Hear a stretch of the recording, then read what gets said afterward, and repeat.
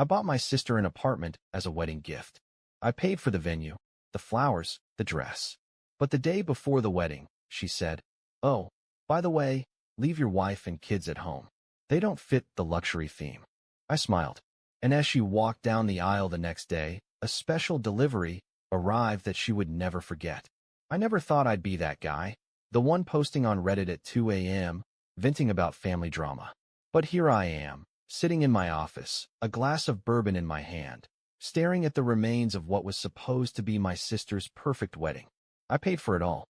The venue, the flowers, the catering, the fancy designer dress. And what do I get in return?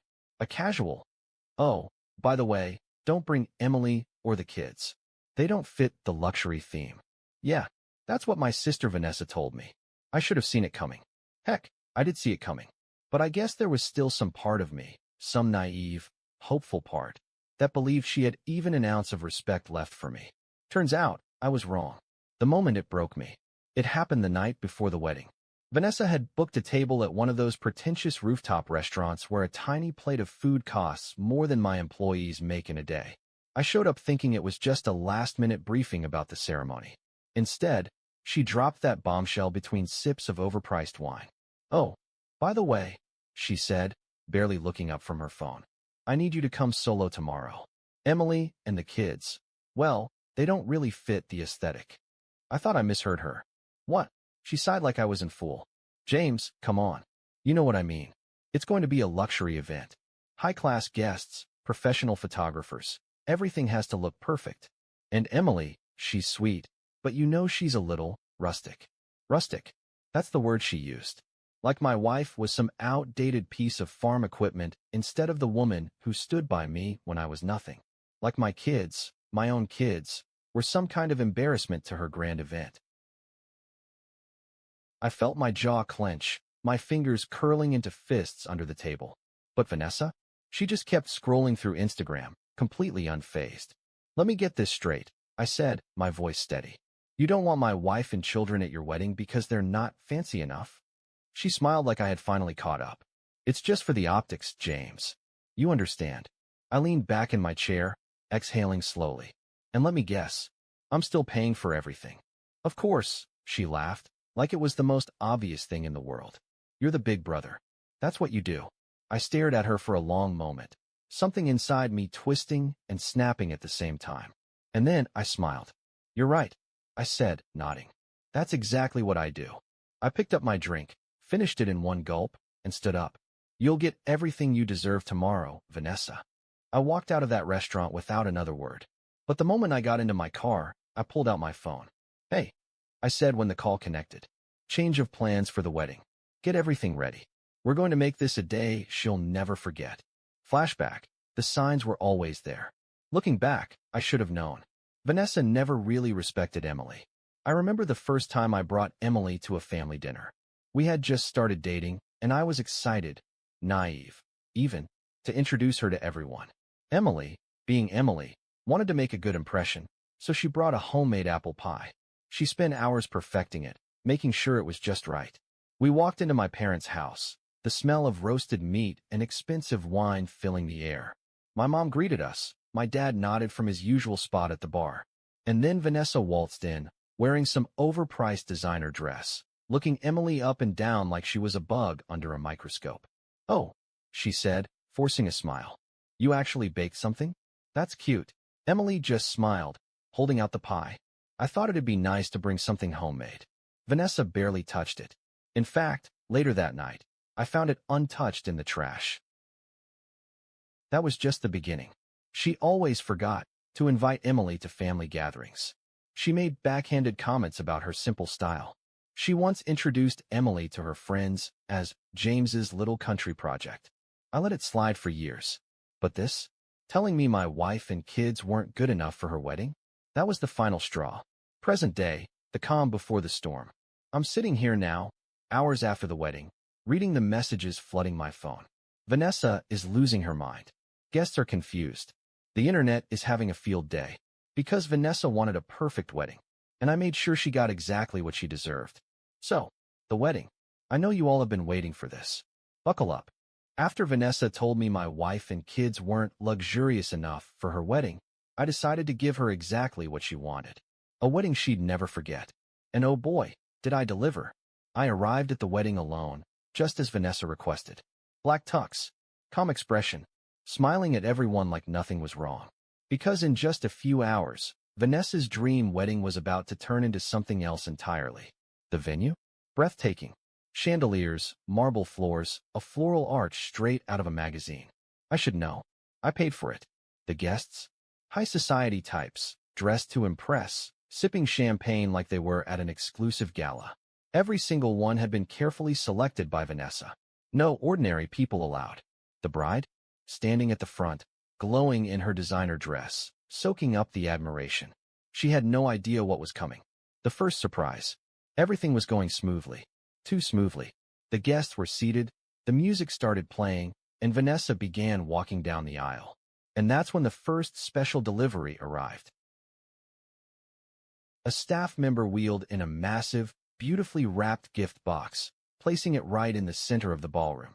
It was the picture of elegance, Tiffany blue with a golden bow, standing out like a centerpiece. Vanessa paused mid-walk, beaming. She thought it was another grand gift from me. The priest hesitated. The guests whispered, "James." Vanessa called out sweetly, tilting her head. "What's this?" I stood up from my seat, adjusted my cufflinks, and smiled. "Just a little something special for you, sis. Go ahead, open it." She laughed softly, motioning for one of her bridesmaids to pull the ribbon. The box popped open. And then, chaos. Out burst 6 live chickens. Yes, chickens. Real. Clucking. Flapping. Running. They shot out of the box like fireworks, wings flapping, sending feathers floating through the air. One landed on the wedding cake. Another jumped onto Vanessa's dress. A third took off straight toward the guests, knocking over a very expensive champagne tower. Screams. People scrambling from their chairs. Glass breaking. A guest tripped over a tablecloth, sending an entire tray of hors d'oeuvres crashing to the floor. And Vanessa? She went into a panic. "What is happening?" she shrieked, desperately trying to shake a chicken off her lace train. And me? I was just standing there, watching it all unfold. The second surprise, the big reveal. The chickens? They were just the warm-up act. Because while Vanessa was spinning in circles, panicking over her dress, the ballroom lights dimmed. The massive LED screen at the front of the room flickered on. And then, in perfect HD clarity, a video started playing. It was Vanessa. Every single awful thing she had ever said about me, my wife, and my kids, all caught on audio. Clip 1. Emily is sweet, but let's be honest, she's just a farm girl who got lucky. She wouldn't know real class if it stared her in the face. Clip 2. James is so easy to manipulate. He just throws money at me because he feels guilty for being successful. Clip 3. Honestly, I don't even like kids. I don't want my wedding to look like a daycare. Clip 4. The final, crushing blow. James is ridiculous. He'll pay for anything. Watch me take full advantage of it. Silence. Complete. Silence. The guests stared at the screen. Vanessa stood frozen, her face drained of all color. Her fiancé? He turned to look at her like she was a stranger. Her new in-laws? Murmuring to each other, exchanging looks of pure disbelief. And then came the final piece of the plan. The knockout punch, taking it all back. I picked up the mic, adjusting my suit like I was about to give a business presentation. My voice was smooth, controlled. "Vanessa, I'm so sorry you had to hear that. I mean, really, who could have recorded those? Terrible timing, huh?" She spun toward me, shaking with anger. You set me up," she shrieked. I shrugged. "Set you up? Vanessa, I just played back your own words. You did this to yourself." She lunged for the mic. I stepped back. "Oh, and one more thing," I said, my voice cool and even. "That luxury apartment I bought you as a wedding gift? Yeah, that's no longer yours." A legal representative stepped forward, handing her official documents. "I just transferred the deed to a nonprofit that provides housing for struggling farm families. Seemed more fitting, don't you think?" Her mouth dropped open. Her fiancé's mother gasped. Her fiancé turned, took one last look at her, and walked out. Just like that.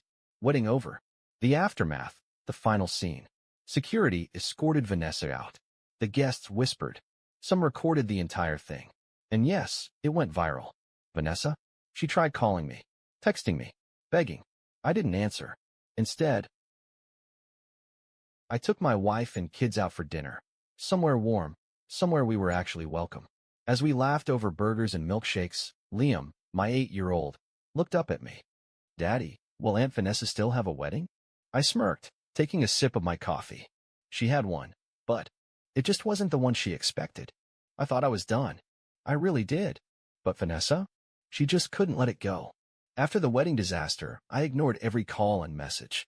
My wife and I took our kids on a weekend getaway to the countryside. Just fresh air, good food, and zero drama. But by the time we got back, my phone was filled with hundreds of missed calls, texts, and voicemails from Vanessa, my parents, and even some of her former in-laws. Apparently, the whole thing had blown up online. And Vanessa? Oh, she wasn't taking it well. The internet never forgets. Some of the wedding guests had recorded everything, the chickens, the video, her fiancé walking out, and uploaded it to social media. Within hours, the clips had gone viral. Headlines popped up everywhere. Luxury wedding turns into absolute chaos. Bride humiliated in front of hundreds. What happened? The wedding that will go down in history. Comments flooded in. She really thought she could insult her brother's family and get away with it? Karma hit fast. Not gonna lie, the chickens were a genius move. James is the MVP for donating the apartment to actual hardworking people. Imagine losing your husband and your house in the same night. Vanessa's perfect image? Destroyed. She had spent years curating this flawless, high-society persona, posting pictures of expensive brunches, designer clothes, exclusive parties. But now, people were dragging her through the mud. And worst of all, her ex-fiancé's family had completely cut her off. Vanessa's downfall. I finally gave in and answered one of her calls. The second I picked up, she was hysterical. James, fix this, she wailed. You have to tell people it was all a joke. Say it was fake. Do something. I sighed. Vanessa, I didn't post the videos. Your guests did. Maybe you should have treated people better. I did nothing wrong, she screamed. You ruined my life. I rubbed my temples. No, Vanessa. You did that yourself when you told me my wife and kids weren't good enough for you. She let out a frustrated sob. You don't get it. My life is over. Jackson's family won't speak to me. My friends won't be seen with me. My job, she cut off. I raised an eyebrow. Your job. Silence. And then she muttered, I got fired, James. I blinked. Wait, what? Turns out, her company didn't like the bad press. Some of her clients saw the videos and decided they didn't want to be associated with someone who openly insulted working-class families. So, her boss, who had always been so proud of her classy demeanor, decided to let her go. She was completely on her own. No job, no fiancé, no apartment, no family willing to help. Vanessa Carter had officially hit rock bottom. The last straw, Mom and Dad get involved.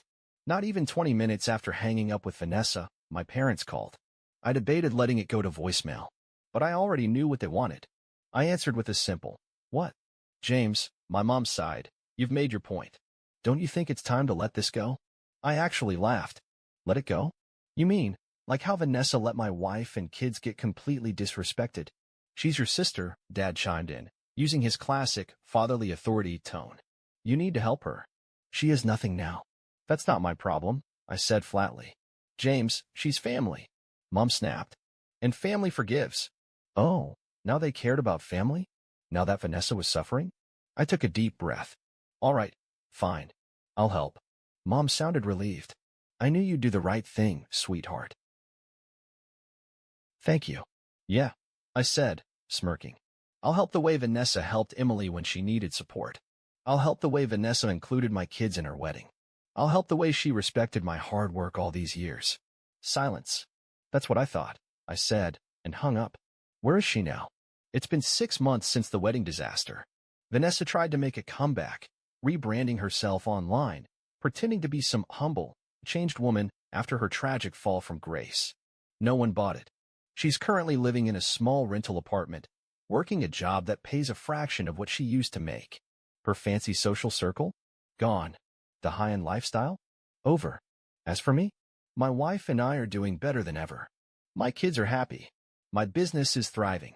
And best of all, I'm free. No more being used. No more guilt. No more toxic family dynamics. Liam asked me the other day, Daddy, do you think Aunt Vanessa will ever come visit us? I smiled, ruffled his hair, and said, she made her choice, bud. And we made ours. And for the first time in years, I feel at peace. Final update. It's been a year since Vanessa's wedding, the one that turned into a complete disaster. I thought that was the last I'd hear from her.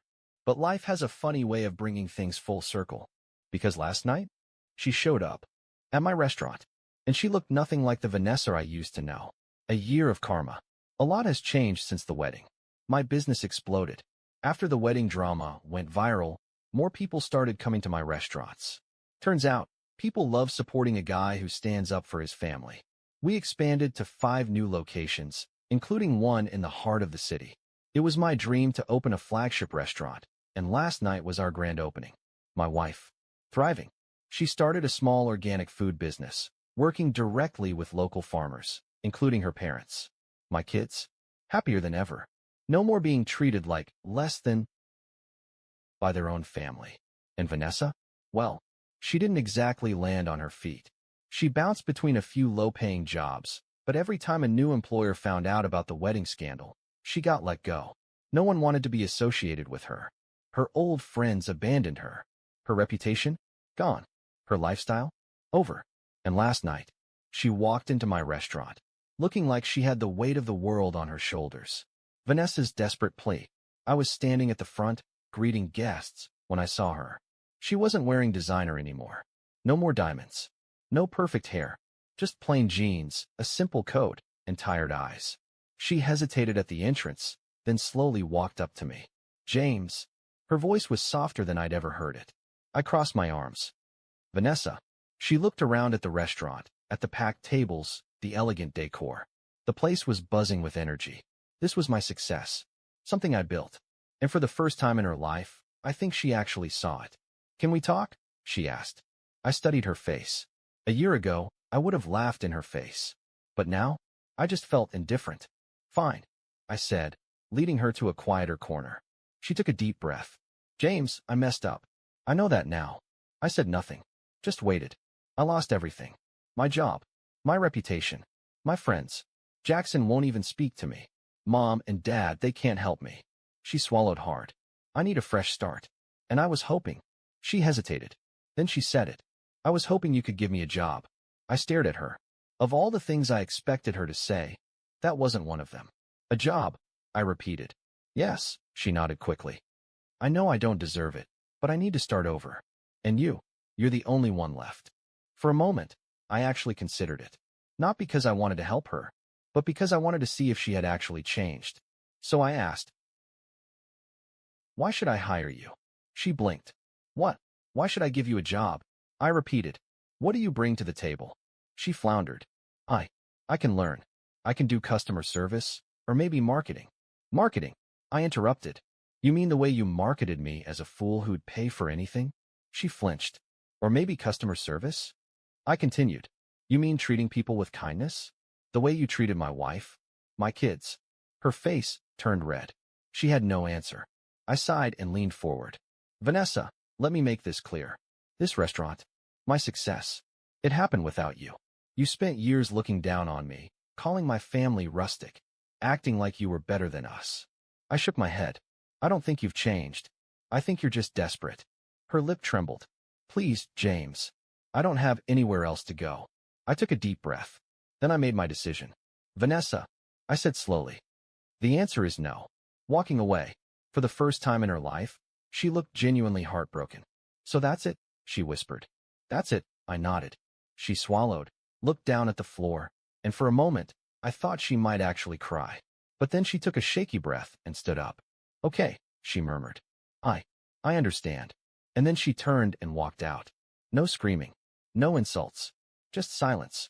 And you know what? For the first time since this whole mess started, I actually felt peaceful. Vanessa finally learned that actions have consequences. That treating people like dirt will eventually catch up to you. And me? I was finally free. Mom and Dad's regrets. A few weeks after Vanessa's visit, my parents called. I wasn't surprised. They probably wanted to scold me for not helping her. But when I answered, my mom's voice sounded different. James, she said softly. We need to talk. I sighed. What now? We were wrong. What? What did you say? I asked. We were wrong, she repeated. About you. About Emily. About everything. I stayed quiet. We spent years favoring Vanessa, making excuses for her, expecting you to carry the weight of this family. And now, we see what we did. I leaned back in my chair. So, what do you want from me? I asked. Nothing, she said. We just wanted to tell you that we're sorry. I wasn't expecting that. For a long moment, I said nothing. Then I finally sighed. I appreciate it. But it's too late. James. No, I cut her off. I've moved on. I have a good life, a great family, and a successful business. I don't need validation from people who only realized my worth after they lost everything else. Silence. I hope you two figure things out, I said. But I'm done. And then I hung up. I wasn't angry. I wasn't bitter. I just didn't care anymore. Because for the first time in my life, I was truly, completely free.